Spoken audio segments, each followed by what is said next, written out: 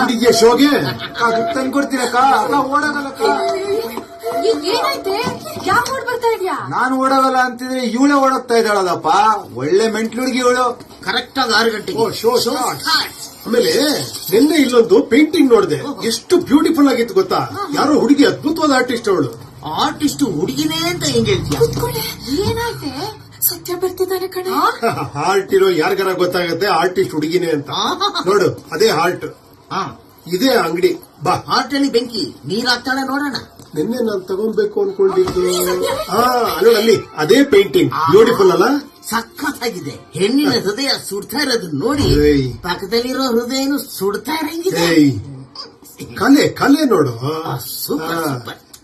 ಏನು ಯಾರು ಕಾಣಿಸ್ತಾ ಇಲ್ಲಲ್ಲ? ಹಲೋ, ಎಲ್ಲೋದ್ರೆ ಎಲ್ಲರೂ ಯಾರು ಕಾಣಿಸ್ತಾನೆ ಇಲ್ವಲ್ಲ? ಅಮ್ಮ ಸುಡ್ತಾ ಇರೋ ಹಾರ್ಟ್ ನ ಕೂಲ್ ಆಗಿರೋ ಹಾರ್ಟ್ ತಣ್ಣಗ್ ಮರಕ್ ಬಂದಿದ್ದೆ.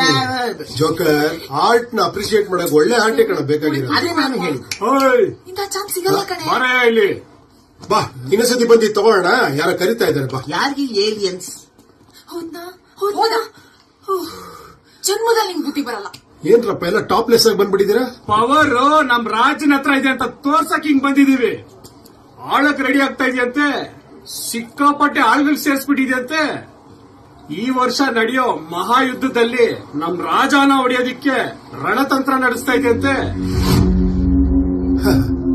ಅಲ್ರಯ್ಯ, ನೀವೆಲ್ಲ ಇನ್ನು ಯಾವ ಕಾಲದಲ್ಲಿದ್ದೀರಾ?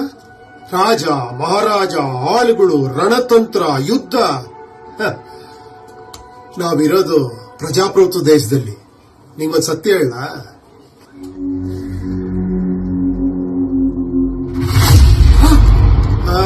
ಈ ಸೀಕ್ರೆಟ್ ಎಲ್ರಿಗೂ ಕರೆಕ್ಟ್ ಆಗಿ ಹೇಳು, ಅರ್ಥ ಮಾಡಿಸು. ಓಕೆ? ಏನ್ ಹೇಳಿದೆ?